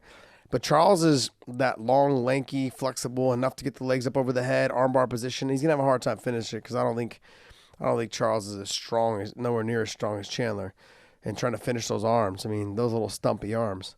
You also got to figure that Chandler has fought multiple people that are similar to Oliveira, similar in their jiu-jitsu style and the way they set things up. So Koichi Yamauchi is damn good on the ground. He is. Michael Chandler took him there because figured you can't submit me there and prove that he couldn't. So, it's it'll be an interesting fight. Yeah, we'll see. I'm looking forward to it. We are. I am too. Nice to see fans in the crowd too. We will see. Maybe. Kevin Holland, give it to us. Kevin Holland says he wants to work in his wrestling with DC at AKA. Smart move. Do it. You need it. Yeah, you might want to bring your checkbook, buddy. I'm going to live in this fucking area. I'm selling my house, so. Yeah, it's so expensive, man. It's so expensive. He didn't say he was going to live here. He just said he's going to work on his wrestling. Yeah, but condos, like you rent a little townhouse here, like a little 2-bedroom, 1.5 bath here. It's fucking like $5,000 a month. I know. These guys can't afford. That's crazy. Nuts. To get a month worth of wrestling or 2 months worth of wrestling in, it's just not. Nah, it's gonna be hard. If you stay in an extended stay for cheaper than that here. It's seriously like the extended stays here for like $2,500 a month. You got everything you need in there. You rent a place. It's fucking like $4,000 or $5,000. It's nuts. And they're anyways. I don't want to get into it. It's expensive. It's Kevin Holland's money. Let him spend it the way he wants. Yeah, that's true. Have at it, son. I live walking distance from AKA. Hit me up, Kevin. Oh, man. So, I mean, I think it's a good idea. I mean, you got a lot of good guys that are there. You got Deron Wynn. You've got Kyle Kretschmer. You've got DC. I mean, there's other guys that are there as well. You know, I mean, guys that are around his size. I mean, Deron's not really his height, but Deron got that wrestling dog. He's good. Super good, Deron. Yeah, I mean, there's other guys that are there who will give him some work, too. So, who knows? We'll see. We saw Tony Johnson just fought. I mean, his wrestling's not good in terms of that, but, like, he's got a lot better since we saw him. They'd be willing to stand and bang with you a little bit as well as try and get you to the ground. That's a start. You know, you're not going to get in there and just wrestle against Iran right off the bat. You know, it's got to handle you. So, anyways. At least I look at it this way. At least Kevin Holland is looking and saying, all right, here's where I'm seeing I got a hold of my game, and I gotta take and do something to patch this hole so people cannot use this blueprint to try to get another win against me. So it's the right move by Kevin Holland. Congratulations for being smart enough and humble enough to say, hey, I need to do this, and that's good. Yeah, I think it's not just the wrestling though, John. Like there was moments where he could not just the wrestling, but the wrestling will at least get him to the point where he's stopping the takedown more, and then maybe it'll help him in the scrambles of getting himself back to his feet so he can get back to what he's going to do. Yeah, because there was a lot of times where he was trying to land up kicks and the up kick was gone, and he kept trying to do it, and he ended up getting like stack pass and then passed, and like just there was those type of situations. That's a low fight IQ in those type of situations. He's a smart fighter. He does a lot of good stuff. He's just got to clean up a couple little areas. I mean, we talked about him for the last year and a half because he exploded onto the scene. He's good. He has the abilities. He's good. His style is good for the sport. So it's just a matter of him cleaning up those small little details. And I think he could eventually make a run at the title. So I'm not saying he's going to win it. I'm just saying he can make a run at it. What else you got for us? This next piece is John sent us earlier, and it was this is awesome. All right, guys. We want you guys to watch this video, and we want you guys to see what you think is wrong, and John's going to talk about it as well. But this is great. I love this. So I'll post a link to the video in the video description, so you guys can click on it and watch it on Twitter as well. This is great. You guys just pay attention to the ref. This is the ACA Young Eagles, and it's their young fighters. Here's your referee. And never ever leave fighters by themselves. He goes over, picks something up. The cage door's open, and they just start fighting because, man, they're there to fight. I love that. Oh, we got a knockdown. Oh, let me run over here. Oh, stop what you're doing. I think we have a problem. Oh, my God. That's crazy. The ref is not even near them as they start fighting. Watch the ref. Just turns his back on him, starts walking away. And this is where you look and you go, see, everyone thinks, oh, refereeing, it's like, there's things that you cannot do. And this is why you come in between people, you tell them back up, all those things. You don't ever take your eyes off of them, and that's why. You know what's even more funny is if you go back a little bit on the video. It's back at the start right now. Okay, there's another part. There's another ref on the other side, but the door is open on that side. Yeah, that's the door guy, and he never closes it. And when he sees him fighting, he kind of and then he kind of actually gets in the cage when the guy gets knocked down. I was like, he tries to run over, and then the original ref actually finally turns around and see what the fuck's going on. Yep. Yeah, the cage guy on the far right corner. He's standing there now. He's just standing there going, "What the hell?" Now he's running in. Oh my gosh. And like we have had people, cage door people that don't put the pin in, and guys hit the door, all those things, they fall out and stuff. So, all of it. There's a systematic way of doing something, and when you don't do it, this is what happens. Yeah, Bobby Southworth, he fell through the cage. Yes, he did. God, what was his name? James Irvin, wasn't it? James Irvin. It was James Irvin. Yep. Crazy. Yeah. That's insane. I mean, just come on, man. Reffing 101. Reffing 101. Sometimes there's no 101. It is. More like 01. What else you got? We'll jump into some fan questions. Yeah, we'll do a couple of them. Do it. All right. Well, the first fan question comes from Mattis De Wild, and he asks, "What is the most underrated aspect of MMA?" Ooh, underrated aspect. Like style? I read the question to you. To me, I'll make it real simple. To me, the most underrated aspect in people when they're watching now MMA of 2021, the underrated aspect of it is they do not understand how much it takes to get there. How many different styles of fighting that you have to actually be proficient in at this point, because it's not like it was in the past. It's for people of today fighting in MMA, it's underappreciated how good they are at a multitude of things. They're not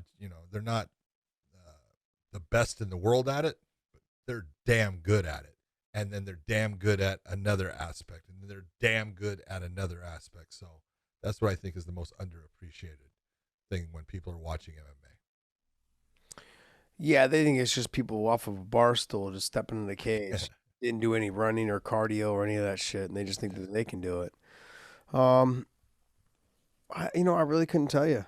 I think it really, like I agree with you. It really has come down to just a lot of the fans and the casuals being casuals, and not giving the fighters the due respect that they think it takes to be an athlete. It doesn't matter. It takes to get there. Yeah, and it's exhausting. It's exhausting to see a guy that is sitting on his fucking couch in his underwear eating Doritos, fucking saying, "Oh yeah, I would have fucking finished him." Doritos are good though. That shit happens.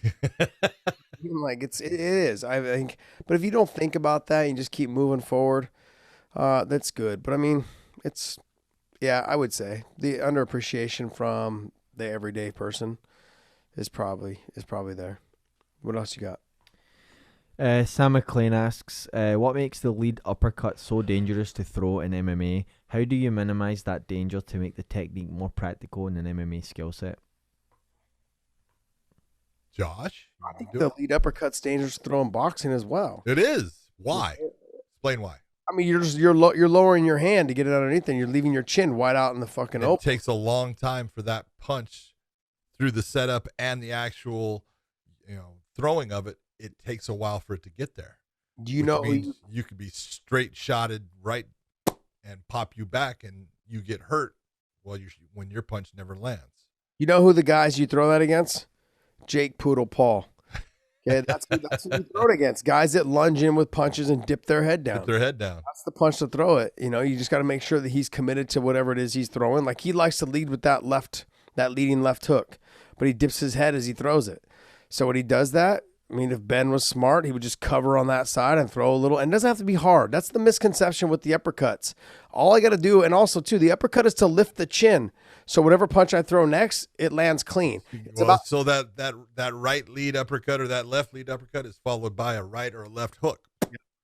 It's all about lifting the chin so I can hit you with the hook. And then after I hit you with the hook, try and finish with a straight punch. Right down the pipe. Hey, look at that. Boxing 101 podcast. It is. Learn that shit.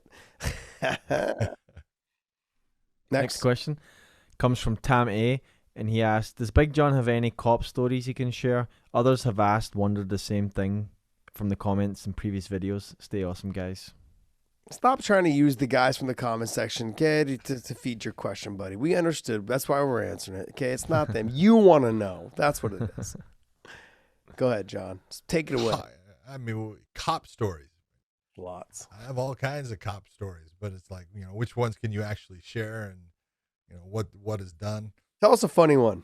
A funny one. I got to think of a funny one now. I don't want to know any. I'm so old. I don't even think about what was done. I don't want to know any death ones or type of stuff. Here's one I'll give you. It's kind of Don't bring our show down with some death, okay? Bring us some funny stuff. Well, I don't know if it's funny. Kind of funny. One time I'm chasing this kid. He runs up into an apartment, and he was wanted on a warrant. And I run up through there, and he's running up the stairs, and he goes up about five flights of stairs, and he falls down. And when he falls down, it sounds kind of loud, man. It makes a big bang, right? And I'm like, damn. I grab a hold of him, put him up, and I put his hands on top of his head because I gotta search him. And I search him, right, and he's kind of like just leaning down, right? He's like, starting to slouch. I said, stand up, right? What is wrong with you, man? You run. Even me, I'm not out of breath yet, right? And it's like, we're talking to him, and I put his hands behind his back, and I cuff him, and I start walking him down the steps, and I get him all the way outside, right? And I look, and he's got one little red dot right in the middle of his chest right here, right? And I'm like, the hell was that from? Right? And all of a sudden I see the red dot starts getting long, and it's going down, right? And pull his shirt up, and he's got the damn red dot in the middle of his chest here. Well, he had a 25 auto in his hand when he fell down. He shot himself and ended up going, hits him right in the middle of the chest, but it travels up his pec, and it sits right up on top of his shoulder, right up here. And that's why he was like, I'm going down. So that was kind of fun. That's crazy. That's every day. Come on, man. Gosh, man. Hey, he lived, I'm assuming. He lived. Oh, man. He's lucky he didn't shoot himself in the heart. Damn. Lucky he didn't shoot me. You're lucky he didn't shoot you. I'd have shot him back. Oh, all right. What else you got? All right. Next question comes from a Josh T, and he says, "How does John not know what the back of the head is?" I'm just kidding. What an asshole! Were you wondering for a second there? Yeah, Josh T. Oh yeah. I had to get that one in. I'm sorry. All right. Next. I wonder who the hell would ever have their name Josh T. Right. That's why I used at the real punk. William Del Val wants to know, with Khabib retired and Jones declining, is Usman now the pound for pound best? Usman? I mean, until Jones is out of the equation, he's the pound for pound best. And Khabib's retired, and I would have still probably had John there. I mean, I think Khabib was there because he was, but they're both relatively undefeated. The only reason why I would have put Khabib ahead of John is just because he didn't have any back problems with, USADA and so forth. That's the only reason why I'd have put him ahead. That was it. No other reason. John's been doing it longer. John's defended it more and everything like that. I would have put, if John didn't have any of those issues from the past, like I would have, there'd be no doubt. There still to me is no doubt who's done it longer and that type of stuff, but I still kind of hold it in that regard kind of situation. But outside of that, I mean, like, who else would there be? I mean, it would be probably Usman for them, I mean, who else would be Izzy? Maybe Izzy? Izzy's 21 he's got one loss now, but that's it at 205. But Izzy's, I would say, I'd probably put Izzy ahead of Usman. It's hard to, though. He's coming off a loss. Yeah, I was going to say, that's a tough one right there. Yeah, that's tough. But he went up. He challenged himself. I mean, yeah. Look, if you put either one you put there, I'm not complaining, to be honest. I'm not complaining. I mean, like if Max had beat Volk the second time, I would have probably put him there just to be there. Where else? I mean, honestly, why are the females not in this conversation? Why is Amanda Nunes not there? Good point.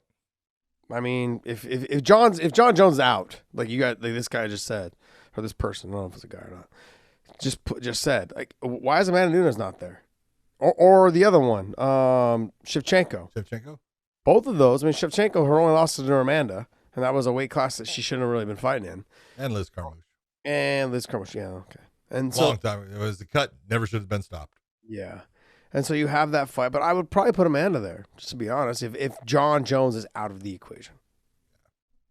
Just I think you answered it. All right.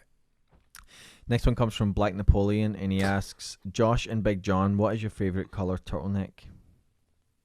Turtleneck? First off, I don't own a turtleneck. Not do I. Because why would I want something that's itchy up on my neck? But if I was going to have a turtleneck, it'd be black. I have a real easy wardrobe. It's black. This is something rare. I'm wearing red here. I don't have a lot of style, function, anything. It's real simple. I wear black. Makes it simple. Yeah, I wear a lot more colors, but I probably would still be with black. It would probably still be black. I could see maybe like a darker gray, but that's really definitely the same shit. Black. First off, I don't own a turtleneck though, to be honest. So. Have you ever owned a turtleneck? Yes, I did when I was. I want to say it was popular when I was like 9, 10. I was gifted one. Never wore it. I was about 9 or 10, I think, is when they were in style a little bit. Man. Yeah, it was kind of that Z Cavarici era. I don't know when was that. That was in like 9. What the hell did you just say? Z Cavarici? The pants. They were like Oh my! they're like the bodybuilder pants. I didn't. Oh no, those are. Wear that shit. Those are, I call those Buttafuoco's. Yeah, those are bodybuilder pants. That's the Buttafuoco area. Cavaricis were like that. They were cut narrower down at the legs, at the ankle, but they were bigger at the top. And they were pleated. Zubas was one. Body Alive was what I wore because I had a friend that owned that business.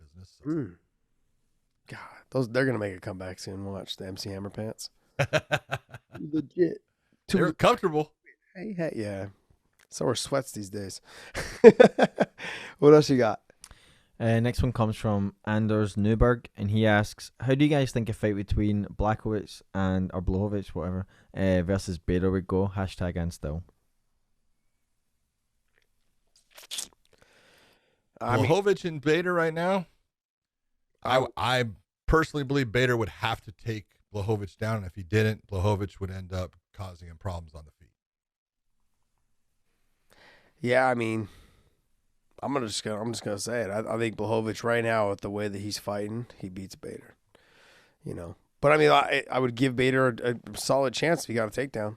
Yeah, if Bader gets the takedown on that, he's tough on top, and he's not easy to get back to your feet with. So Blachowicz would have a hard time with that. I think Blachowicz in the stand-up, he has the advantage. I think he is crisper with his stand-up. They both have power, but Blachowicz, I think, he's got good power in his hands. But he's good. He's good on the ground. I'm not saying he's not, but when you have certain guys that are heavy and they're good at putting pressure on you, and they're good at lacing your hands and tying up a leg and pounding on you, which Bader is damn good at. I think on the ground, if Bader was on top, Blachowicz is going to have some problems. Now, if Blachowicz is on top, I think he's doing well. I think Bader has a hard time getting him down, though. Yeah, I'm not too sure. That blast double, I don't think it's going to work against him. I think the way to take Blachowicz down, he's got to snatch the single, pull, turn, cut angles. He's got to wrestle him more like a Frankie Edgar style of wrestling. And I don't know if Bader can get back into that type because his blast doubles, he's had so much success with his blast double. Yeah. So I think size-wise, I think Blachowicz is probably, a little bit bigger than him. No? Negative. The same? Yeah. Well, Bader's 6'2", I'd say. Yeah, walks around 235, 230. Yeah. Blachowicz is 6'2", 6'3". And Blachowicz is 6'2" as well, apparently. 6'2". All right. Okay. Both are getting older in the tooth. Same. Oh, yeah, they are. 37, 38. Oh, well, hey. I wouldn't mind seeing it. Oh, it'd be fun. Put it together. Let's go. What else you got? Two more. Okay. I am WHB asks, the UFC is looking to go public, yet some fighters are still making $10K per fight. What do you guys think about that? What was the first part? Is the UFC going to go public? The UFC is looking to go public. Yeah. Look at the UFC going public and the whole thing with that. That's why they don't want to pay John Jones what John Jones wants to make to fight a guy like Francis Ngannou. That affects the bottom line. It affects the way their investors will look because their ratios are going to change. So they're a business, and that's what people don't get into this. They don't understand. They're in it to make money. That's just the way it is. Do I want to see the fighters making more money? Absolutely. I wish they paid fighters, a lot more money. But when you have fighters that will fight for what is not a whole lot, then they're going to use them. And that's just the way it is. And that's, this is when, all of you are sitting there and you're, oh, the UFC is so good. And so they are good. But this is why you need other promotions. So fighters have a place that they can actually see what I can make at the UFC or what I can make at Bellator or what I can make at the PFL or what I can make at ONE FC, you need those, because if you didn't have them, then trust me, they're going to be making even less money. So this is you can't have your cake and eat it too. You can't have just this one thing and then you want them to pay the fighters what you want them to be paid. That's why you need other promotions to force that equation where they end up having to pay guys what they're worth. John, I think we've been approaching this conversation the wrong way. I think we have to explain to people that listen to this show. We talk all of MMA. Yep. So we talk ONE, we talk Bellator, we will talk PFL, when they have their event, and we talk the UFC. The way we need to, I feel like we need to approach this is that for all of the fans that are out there, all the hardcores and all you guys, if you guys are listening to this, you want the fighters to make more money, you need to start watching all the other platforms. Yep. Because that's what's going to help boost those other platforms to make it competitive for the UFC. You want fighters to make, if you guys are talking about a fighters union, I see, how many old retired fighters I see on Twitter bashing the UFC. I'm not here to bash them. I'm here to simply say, like, if you guys really want to see change, start promoting all the other organizations as much as you guys talk about the UFC. All you're doing is bringing more light to the UFC when all you do is bash the UFC. And when all you do is talk about the other ones. Yeah, no, I'm just saying, like, all they're doing is they're making people just continue to see the word UFC or the letters UFC, UFC, UFC. Every time they post, this is why we want a fighters union. This is why we want this. No, the approach should be, if you guys want to see change in the sport, period, just watch all the other promotions. Okay, and if more people start watching all the other promotions, it'll start showing that these fighters there needs to be more of a competition. That fighters will be able to start going to other promotions and making the equivalent amount of money or close to the equivalent amount of money. Some of the fighters have left the UFC for more money at Bellator or even at ONE. Look at Eddie and Demetrius. They left because of money. Well, Demetrius was traded, but he left for money. I mean, the money was there. I mean, he's collecting a nice check.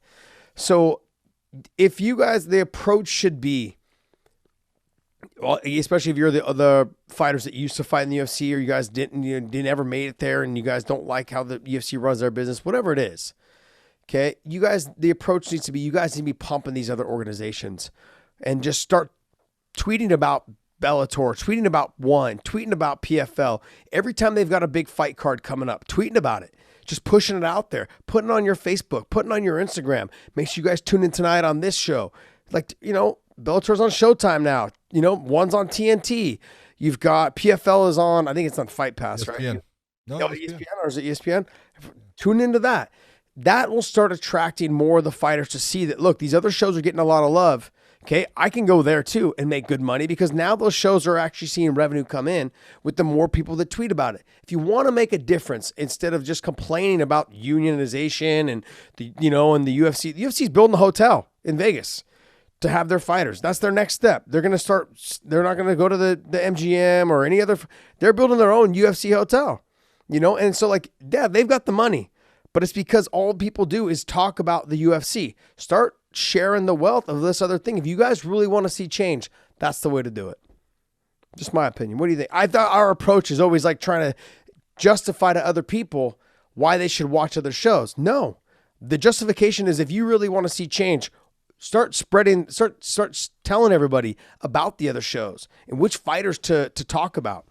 Talk about Eddie Alvarez and Demetrius, or Timothy Nastyukin is fighting for the lightweight title in ONE coming up. That guy's a dog, man. I did the commentary with ONE. He's phenomenal. He's got big knockout power. Stand-up is tough. And he's just, when he touches your chin, you go to sleep. And his fight with Eddie Alvarez, he was the one that beat Eddie Alvarez. So if you guys want to watch these fights, check out ONE. They've got him fighting for the title in the main event. Like every time I've always said this, every time Patricio, Douglas Lima, Gegard, now Nemkov, anytime those guys are on a card, man, you guys got to tune in. Those guys are nasty good, and then our 135-pound bantamweight division is stacked. And in terms of PFL, you've got Anthony Pettis. He's fighting, and he's got a tough matchup. I can't remember the guy's name. Clay Collard. So there's fights to be seen. If you guys want to help these fighters make more money, and I know I sound like a broken record. I've said it 7 times in the last 2 minutes. Start spreading good news about just support the sport of MMA, not just one promotion. Yeah, but that comes with tweeting, posting about when the show's on, talking about what fights you're excited to see. Get to know the sport and get to know the fighters, and then start sharing that out to your social media, your Instagram, your Facebook, your Twitter. And I'm telling you right now, that will make a big change right off the bat. So instead of being negative, let's be positive about the other promotions instead of being negative about one. I think this spreading the positivity about other fighters that you know that are good, it's going to help the sport grow, and that's going to bring more money to the fighters' dollars or banks. I mean, or pockets. There you go. Last one? Yeah, last one. All right. Dahoge asks, for both John and Josh, what is y'all's favorite place you have traveled during your careers in combat sports? Oh, mine's easy. Well, let's go. Let's hear it. South Africa. Gosh, everything about South Africa is fucking amazing. Like, I mean, I went there with someone who was born and raised there, with Trevor Prangley. Yeah. Beautiful. We stayed in a nice 5-star resort right on the ocean, but then we also stayed with his family for a couple weeks. So I got both experiences of like the normal everyday life living, and his family owns a farm. They've got a bunch of stuff. Like they have a bunch of chickens and horses and everything else. I mean, the very first day I walked into onto his farm, he takes me in the back, and we went back to go get some chickens, and there was a big, huge black. They called it like a mole snake or something like that, or a big, long black snake curled up in the chicken coop. And I'm like, oh, he's gonna eat your chicken? He's like, no, he eats the eggs. So it's just, and I was like, oh shit, like the reality of just, it was a beautiful country, beautiful area. We climbed Lion's Head. We went hiking in the Britannia Gardens there. There's a lot of nice things about it. Like great, there's like, what's it called? There's a place called Lemnos, and it's like a pastry place, but it's on every damn corner. And I mean, I left there, I went there weighing probably like 170. I think I came back about 185. It was brutal, but it was good, man. It was really good. It's beautiful place. And the women there, gorgeous. Gorgeous. I would say majority of them are like 5'8" to 6 foot, 6'1", crystal blue eyes, like an olive skin, blondish, brownish hair, beautiful women. Just absolutely gorgeous. And there's 4'2" Josh. And there I am, 4'2" Josh, just trying to like trying to pick up. You want to dance? Do you want to dance? And they're like looking down at me like, no, son, go back home to your mom. Just gorgeous though, but beautiful. It's a beautiful country. Went to the wineries, beautiful and great wineries there. Absolutely amazing. Did a safari, went on a safari for 2 days. It was amazing. Trevor had a connection with the people that own the safari, and so we got to like kind of play with like the baby lions, and it was awesome, man. It was great experience. That's my favorite place. You needed to play with adult lions. No thanks. John over here trying to get me killed. I've been so many places. I've been very lucky, and I will tell you, I love Germany. I love Austria. I think they're beautiful, but I love history, and so Italy has got some of the greatest history because of the Roman Empire, and to see the things that were done there, I really enjoy a lot of Italy. So I would say Italy or Austria are my two favorites. Austria's got the old style houses, right? With like they're gorgeous. Yeah, with the straw, not straw. What's it called? Oh, no. But they look like it. I know what you're saying, but they're, God, what are they called? I can't remember what they're called. The style of roof. Dave, what's the style? Ireland's got that a lot. The thatch roofs. Yeah, thatch style roofs. Yeah. So, but just amazing, absolutely amazing. And then what did you say? What was your other one? Germany or Italy? Italy and Austria are probably. Austria is beautiful. Yeah, just gorgeous. It's like where they do the Sound of Music and stuff like that. And you're like, oh, there's the mountains there. But I love the history of Italy. Yeah, I didn't get to go to that Italy show. I was so pissed. I was so mad. What do you mean? You've been in Italy? I know. We went to Milan, though. It was beautiful. Rome there was a lot of history there as well. Yeah. John almost threw some guy off the damn church there. I've learned. I'm a much calmer person. That was the first time I ever seen you mad. You could tell after the last week, right? That's the first time I'd ever seen you mad. Yeah. Yeah, and I'm just glad Miss McCarthy was there to settle you down. I was like, thank God. But no, it was it was beautiful. The food there was phenomenal.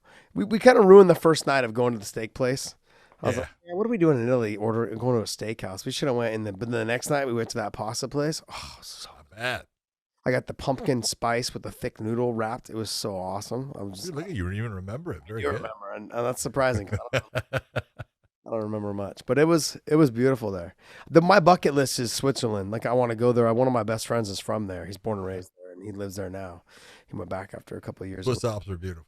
Yeah, I want to go. I've never been. It's like my bucket list I want to go to. So that's it. Is that everything? What do you think, John? I think we're good to go, baby. That was a good show. All right, guys. Well, hey, hopefully you guys enjoyed the show. Hit the thumbs up. Hit the little button off to the corner that has a little bell next to it so you get the notifications. This is our midweek show, so we drop it at a little bit different times here and there. What time do you think we're dropping it this time? Just so we can give you guys a heads up. But 10 a.m. Pacific. So 10 a.m. Pacific on Wednesday morning. All right. So we're gonna give them a heads up at the end of the show. I like that. Yeah, we're gonna give them a heads up, but you still need to hit that little button because you know what, Dave one day might just look at the algorithm and all the little stats of it and be like, you know what, maybe we should drop it at 9. Yeah. You guys will miss it for a whole hour. That's on you. So as soon as you guys see the show is up, hit that thumbs up. You don't have to worry about watching the show yet because you already know it's gonna be a good show. We are the GOAT for a reason. Okay, so let's just bypass all that. Just go right to the thumbs up. All right, and hopefully you guys enjoyed this. ProWrestlingTees.com/weighing in. And obviously, we all know what the promo code is. It's and still. You guys know, and you know. And we have Cinco de Mayo. The Cinco de Mayo shirt is up, and that will be there until May 5th. Good. Looking good. It looks awesome. I like it. So make sure you guys pick one of those up because that is a limited edition. We will not drop that again. There will be a different design for next Cinco de Mayo. Maybe. We don't know yet. We haven't decided. That's too far ahead. Okay, but this Cinco de Mayo, this is the limited edition shirt. So enjoy and pick one of those up with the promo code and still. Big John, what you got? Everyone got one on Thursday night. You got Bellator on Friday night. You got the UFC on Saturday night. And when you're done watching the UFC, you can watch Poodlehead against Ben Askren. So have a good time watching all the fights, and we will see you